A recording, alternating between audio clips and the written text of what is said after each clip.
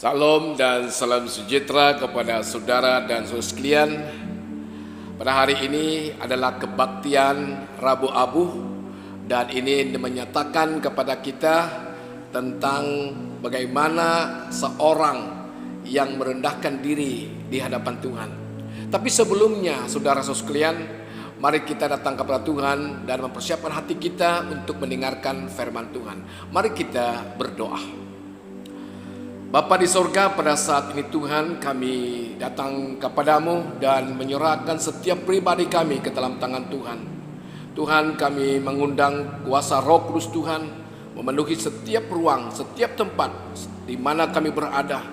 Dan kiranya kemuliaan hadirat-Mu ya Tuhan memenuhi setiap kami, agar sewaktu kami mendengar firman-Mu, hati kami penuh dengan sukacita, penuh dengan hadirat-Mu. Dan biarlah Engkau ditinggikan, biarlah Engkau dimuliakan, dan biarlah Engkau diagungkan ya Tuhan.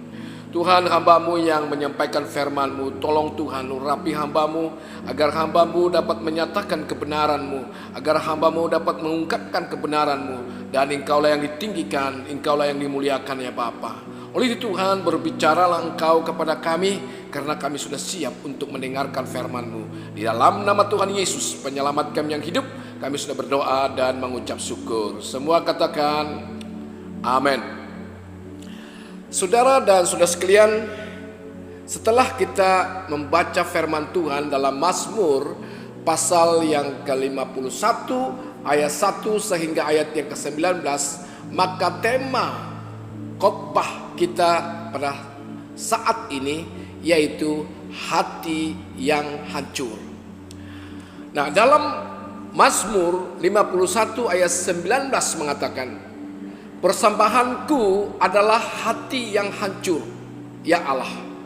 Hati yang remuk dan sesal akan Engkau terima.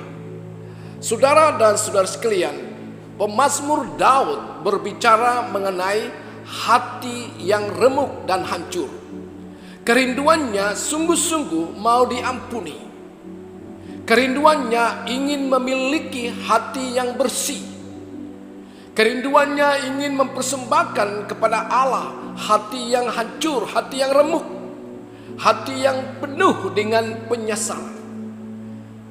Saudara-saudara sekalian, mari kita memperhatikan beberapa perkara agar kita menyadari dan dapat kita melihat bagaimana hati yang hancur, hati yang berkenan kepada Tuhan. Yang pertama, manusia keras hati. Saudara-saudara sekalian, tidak ada yang dapat menghancurkan hati manusia duniawi. Ia boleh mengalami belas kasihan, penderitaan, dan kematian tanpa mempunyai hati yang hancur, hati yang lemah lembut dan mudah melentur. Saudara, mari kita melihat satu contoh, yaitu Firaun, contoh keras hati yang diceritakan dalam Alkitab. Walaupun satu demi satu penghukuman dijatuhkan ke atasnya, ia berulang kali menolak pemberitaan, permintaan Musa dan Harun. Ia tetap berkeras hati dan tidak mau mendengarkannya. Sewaktu anak sulungnya mati di bawah penghukuman Allah, Firaun tetap mengeraskan hatinya. Seorang kaya di neraka masih keras hati.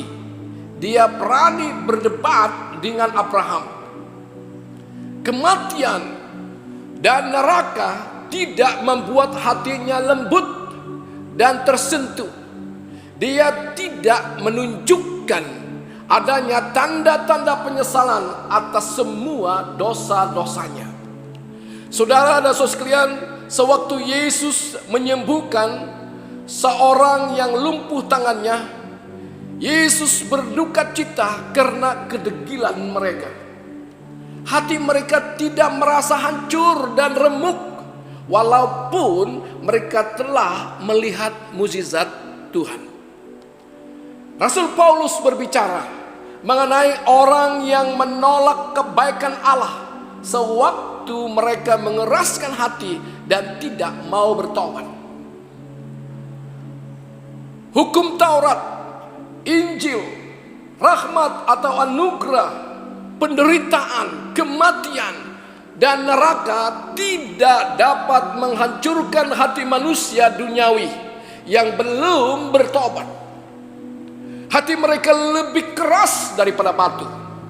Tidak ada sesuatu di dalam alam ini, di alam semesta ini, yang lebih keras daripada hati orang yang belum bertobat. Yeremia mengatakan, mereka mengeraskan kepalanya lebih daripada batu, dan mereka tidak mau bertobat. Mengapa hati mereka begitu keras? Alkitab menjelaskan kepada kita bahwa ada selubung pada hati mereka. Alkitab berkata ada selubung yang menutupi hati mereka. Hati manusia duniawi tidak percaya Alkitab, tidak percaya hukum Taurat, dan tidak percaya murka yang akan datang. Ada selubung yang menutupi mata mereka sehingga mereka tidak dapat melihat kebenaran. Iblis atau Satan telah merasuki hati mereka. Ia adalah roh yang sekarang sedang bekerja di antara orang-orang durhaka. Iblis mengambil firman itu dari dalam hati mereka. Mereka sudah mati karena pelanggaran-pelanggaran dan dosa-dosa mereka. Jiwa mereka yang sudah mati tidak mendengar apa yang dikhotbahkan. Jiwa mereka yang sangat atau sudah mati tidak dapat merasakan keinsafan, penyesalan akan dosa. Jiwa mereka yang mati membuat pengertiannya yang gelap, dan perasaan mereka telah tumpul. Mereka berharap aman berlindung di sebalik kebohongan. Nabi Yesaya berkata, kami telah membuat bohong sebagai perlindungan kami, dan kami dalam dusta kami menyembunyikan diri. Saudara-saudara sekalian, mereka berharap aman dengan mempercayai sesuatu doktrin Alkitab. Dalam kenyataan mereka berdoa berterima kasih kepada Yesus. Mereka memberikan persembahan kepada gereja, dibaptis, dan beberapa lagi perlindungan kebohongan. Saudara, berdoalah kepada Allah untuk melindungi kita dari kutuk kematian, hati yang tidak hancur, sebab kita sedang berdiri di atas tanah yang licin. Tanah itu akan segera hanyut.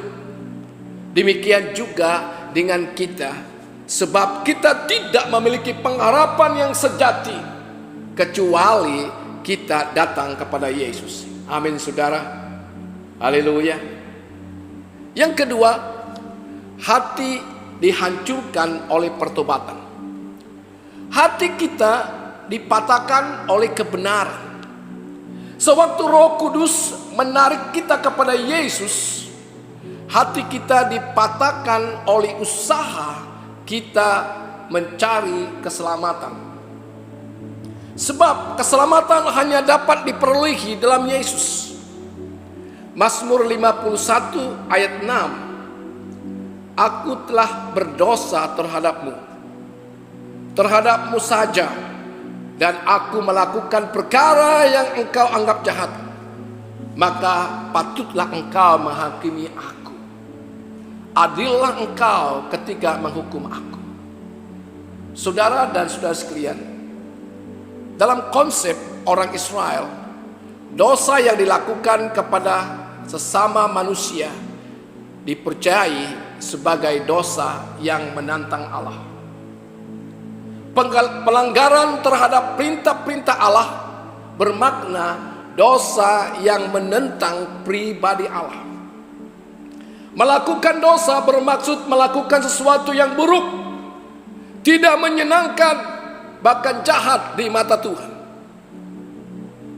Kesadaran betapa seriusnya dosa ini Daud sungguh-sungguh memohon pengampunan daripada Allah. Ia berkata, "Kasihanilah aku ya Allah." Daud mengekspresikan keinginan yang kuat meminta kemurahan Allah. Ini satu-satunya alasan bagi Daud berani menghadap kehadirat Tuhan adalah karena dia tahu Tuhan mempunyai belas kasihan yang besar. Kita boleh datang ke hadapan Tuhan karena Tuhan berbelas kasihan, bukan karena kita layak. Dalam ketidaklayakan Daud, dia memberanikan diri meminta pengampunan dari Allah, sebab ia tahu bahwa Allah tidak pernah berubah. Belas kasihannya, kasih setianya, dan rahmat Allah tidak pernah berubah. "Hapuskanlah pelanggaranku,"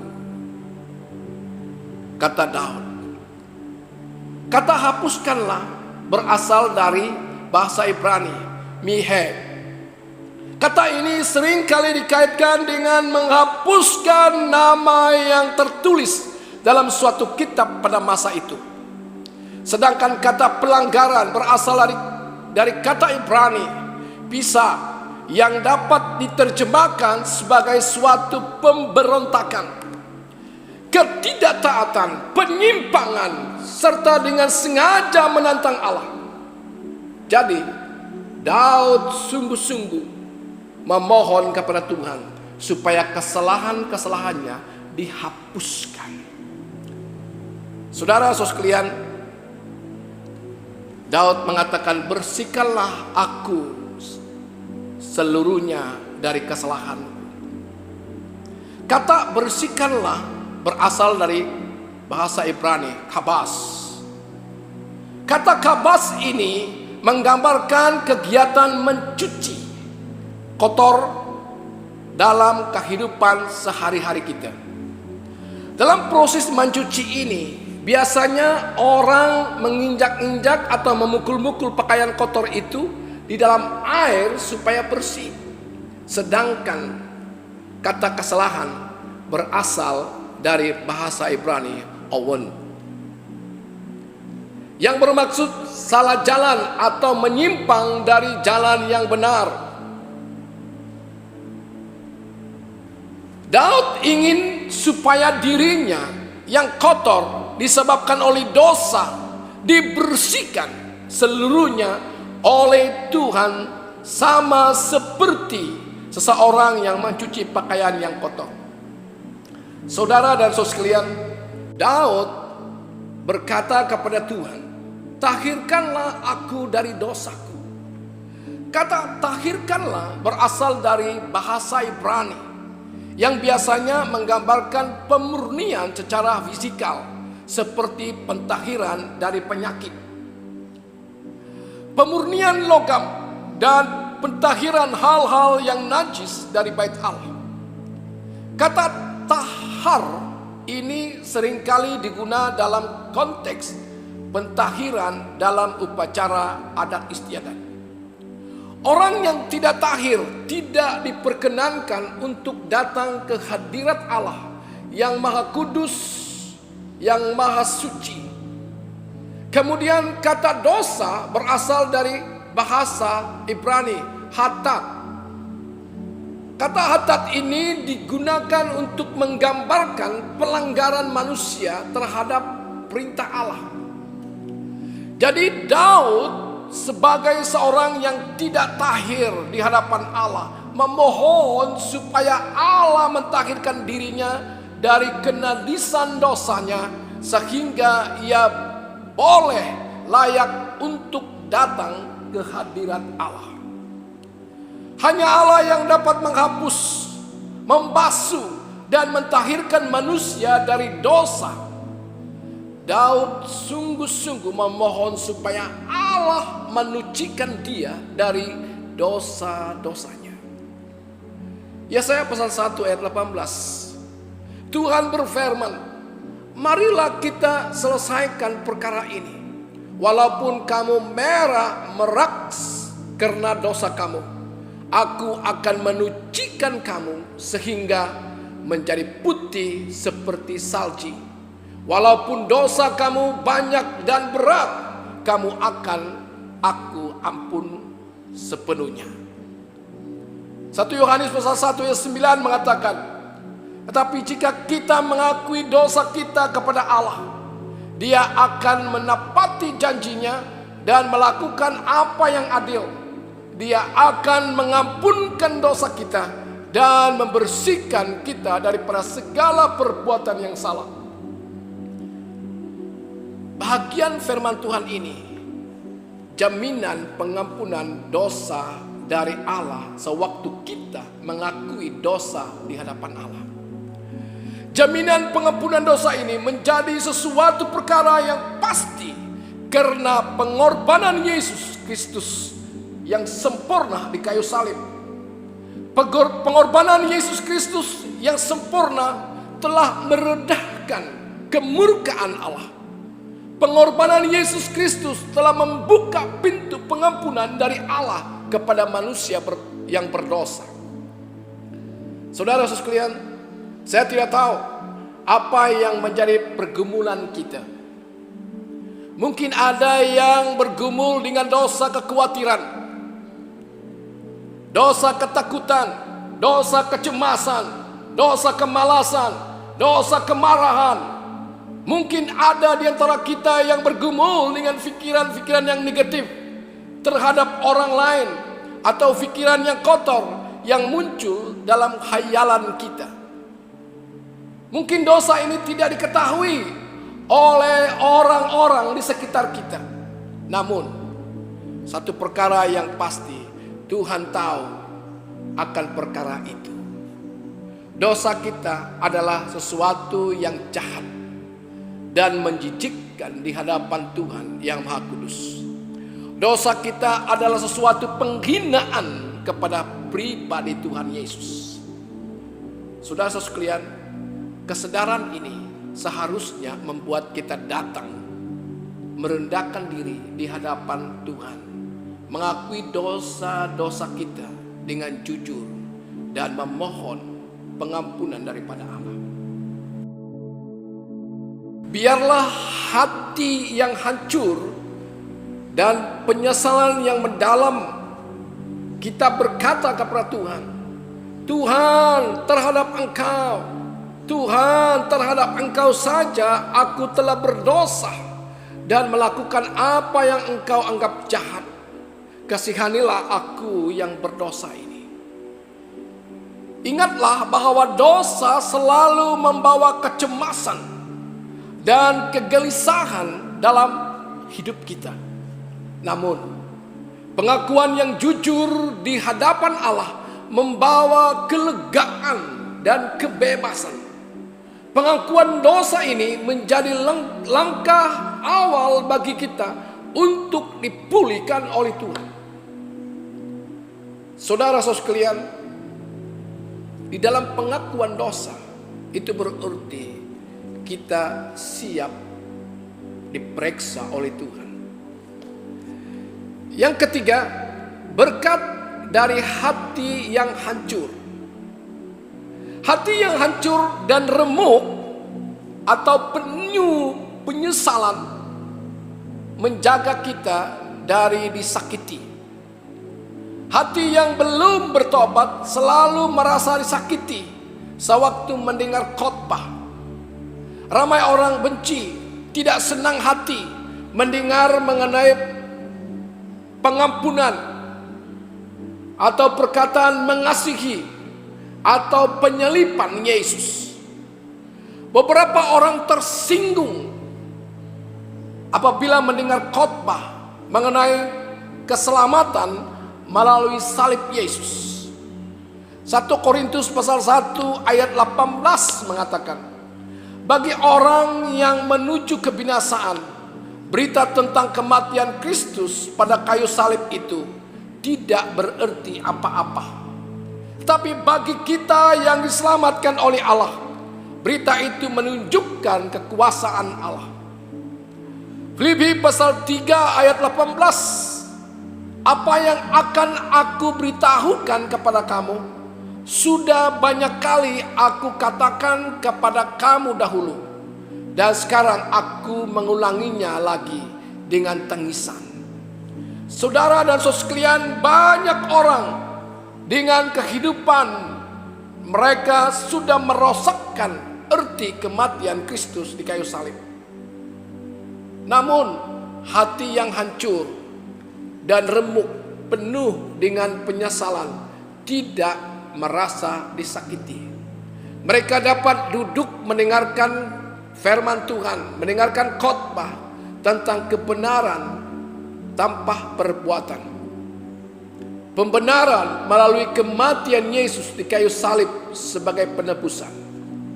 Hati yang hancur dan remuk senang mendengar khotbah, senang mendengar firman Tuhan tentang kebenaran yang dihasilkan oleh perbuatan manusia adalah sia-sia.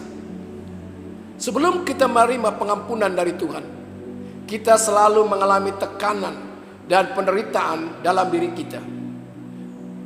Sewaktu Daud datang kepada Tuhan dan menyesali dosa-dosanya, Tuhan mengampuni Daud dan memulihkan keadaannya. Kematian Yesus di atas kayu salib adalah bukti bahwa Yesus menanggung dosa dan pelanggaran kita. Tuhan mengampuni kita supaya kita diselamatkan.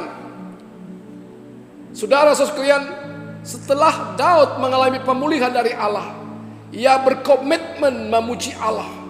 Daud berjanji supaya mengajar pemberontak mengenai jalan Tuhan. Jalan Tuhan bercakap mengenai perintah atau hukuman Allah yang menjadi pedoman hidup umat Tuhan. Pengajaran ini merangkumi tentang kemurahan Allah, pengampunan dan pemulihan Allah. Daud ingin supaya pengalamannya akan jadi pelajaran bagi orang lain yang pernah jatuh ke dalam dosa, supaya mereka mengalami pengampunan dan pemulihan dan mempunyai kekuatan kembali ke jalan Tuhan. Dalam Kisah Para Rasul pasal 13 ayat 22 mengatakan, Paulus berkata, tentang Daud Allah telah menyatakan, aku telah mendapat Daud bin Isai, seorang yang berkenan di hatiku dan yang melakukan segala kehendakku. Bagaimana Daud berkenan kepada Tuhan? Daud bukan manusia yang sempurna, namun dia mempunyai hati yang lunak, lembut, dan sedia diajar ketika ditegur oleh Tuhan. Dia datang merendahkan diri di hadapan Tuhan dan mengakui dosa-dosanya. Dia memohon pengampunan dan pemulihan dari Tuhan. Hidup Daud kembali berpaut pada Tuhan. Itulah sebabnya Daud tetap disebut sebagai orang yang berkenan di hati Tuhan. Kita bersyukur Roh Kudus yang ada di dalam diri kita tidak keluar masuk dari hidup kita ketika kita berdosa. Malah Roh Kudus mengingatkan kita ketika kita melakukan sesuatu yang kurang tepat, kurang baik. Peringatan atau teguran atas kesalahan kita mungkin melalui hati nurani kita, melalui orang lain di sekitar kita, melalui peristiwa yang kita alami, dan melalui firman Tuhan yang kita baca atau renungkan. Pertanyaannya, apakah kebenaran itu menjadi cermin dalam hidup kita? Mari kita berdoa supaya kita diberikan hati yang rela diperiksa oleh Tuhan. Jangan sampai kita mempunyai hati yang bebal sehingga menjadi kebal dan mengabaikan teguran Tuhan. Jangan sampai hati nurani kita menjadi dingin dan beku sehingga kita tidak dapat mendengar suara Tuhan. Mari kita memohon supaya Tuhan membaharui hati kita setiap hari, supaya kita dapat hidup dalam kebenaran, supaya apa yang kita lakukan sesuatu yang diperkenan oleh Tuhan dan yang menyenangkan hati Tuhan. Ingatlah bahwa dosa yang masih kita sembunyikan dan yang belum kita akui di hadapan Tuhan akan membawa kegelisahan yang mendalam di dalam kita. Kita akan merasa lega kalau kita sudah mengakuinya di hadapan Tuhan. Kita akan kembali merasakan sukacita, bebas, dipulihkan. Hanya setelah kita mengakui, barulah kita dapat meminta Tuhan membaharui hati kita, sehingga kita merasa sukacita berjalan kembali di jalan Tuhan. Amin, saudara. Daud memohon supaya Tuhan rela mengampuni dia. Dengan tangisan, dia memohon supaya Tuhan membersihkan dengan percikan darah pengorbanan. Dengan memohon yang sangat dalam, dia meminta agar dirinya dibersihkan menjadi putih salji. Ya Tuhan, jika Engkau yang membersihkan dosaku, maka aku akan menjadi putih seperti salji. Mari kita sujud memohon kepada Tuhan, mengingati semua kejahatan yang telah kita lakukan. Tahukah kita bahwa Tuhan menawarkan pengampunan itu? Tahukah kita bahwa Tuhan mengizinkan kita untuk datang kembali kepada Dia? Tuhan mau mengampuni Daud. Tuhan juga mau mengampuni kita yang datang kepada Dia dengan pengakuan dosa. Pengakuan yang jujur dan tulus bahwa kita begitu putus asa dan sadar bahwa kita tidak dapat diselamatkan. Orang yang menganggap dosa hanyalah semacam pengetahuan, tetapi tidak mempunyai hati yang hancur waktu mengingat dosa. Dia hanya bermain-main dengan konsep pemikiran, tetapi dia belum tahu kenyataan sejati tentang dosanya. Dia sama dengan orang Farisi yang sukar mengalami hati yang hancur karena jiwa pembenaran diri yang sangat besar menutupi hati nuraninya, dan karena itu dia tidak pernah datang kepada iman yang sejati. Siapa dengan hati yang hancur datang kepada Tuhan? Saya katakan, Tuhan mengampuni kita melalui darah Tuhan Yesus yang tercurah bagi kita. Mungkin dosa kita yang menjijikkan itu telah merosak nama baik keluarga kita.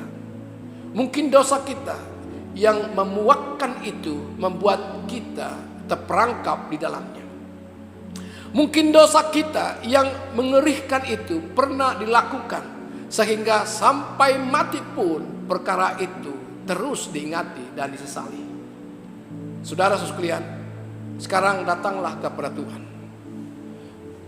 Sujudlah kepada Dia dan mohonlah kepadanya dan katakan kepada Dia, Bapa yang penuh kasih, ampunilah aku. Ampunilah aku ya Tuhan. Ampunilah aku ya Allah. Katakan kepada Tuhan dan akuilah setiap dosa kita. Akuilah setiap perbuatan yang salah dan melanggar dan selalu menyakitkan hati Tuhan. Oleh itu saudara sekalian, firman Tuhan mengatakan hati yang telah hancur, penuh penyesalan, bila datang kepada Tuhan, Tuhan tidak menolaknya, melainkan Tuhan menerimanya. Amin saudara. Mari kita datang kepada Tuhan, mari kita berdoa. Bapa yang di sorga, pada saat ini Tuhan kami datang kepadamu dan kami mengucap syukur atas kebaikan Tuhan kepada kami. Tuhan, kami sadar bahwa segala perbuatan kami tidak menyenangkan hati Tuhan. Bahkan kami memiliki hati yang keras.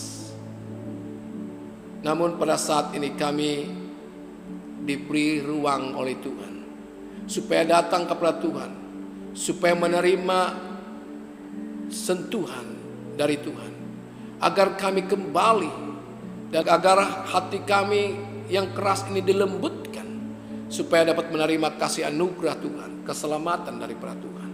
Oleh Tuhan, jamahlah setiap kami saat ini. Dan biarlah firman-Mu yang kami dengar sederhana ini akan mengambil tempat dalam hati kami, dan kami menyenangkan hati Tuhan. Dan kami dikuasai oleh firman, dikuasai oleh Tuhan, agar hidup kami berkenan dan memuliakan nama Tuhan. Terima kasih Tuhan, berkati kami semua yang mendengarkannya, dan biarlah Engkau dipermuliakan. Terpuji nama-Mu Tuhan. Di dalam nama Tuhan Yesus, penyelamat kami yang hidup, kami sudah berdoa dan mengucap syukur. Semua katakan amin.